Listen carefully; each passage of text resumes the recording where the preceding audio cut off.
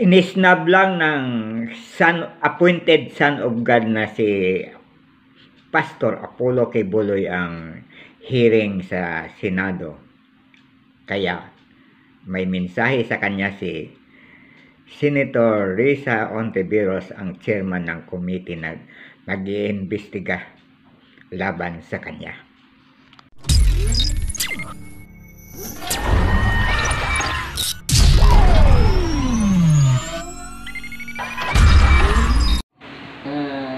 Gusto ko lang mag-address ng isang closing statement kay Pastor Quiboloy mismo.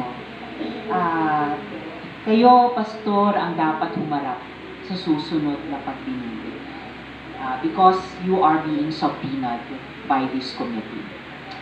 Hindi po kayo anak ng Diyos na exempt sa otoridad ng Estado. Kahit ang Korte Suprema ay walang kapangyarihang pigilan ang anumang inquiries, ganitong inquiries ng Senado at ang pag-require sa mga taong humarap dito. Sinasabi nyo, Pastor, na marami kayong makapangyarihang kaibigan. But, like any ordinary witness, you, of course, can invoke the right against self-incrimination only when and as the possibly incriminating question is propounded. Kawalan ng galang sa buong institusyon ng Senado ang inyong pagtangging humarap. Higit pa, hindi po ito religious persecution.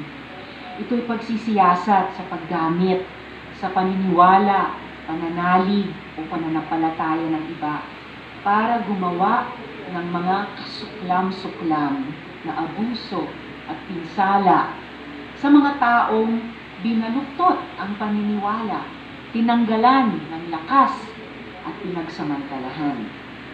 Sa hearing na isasapi na kayo, maglalabas kami ng iba pang mga testigo. Pero sa ngayon, para kay Miss Amanda,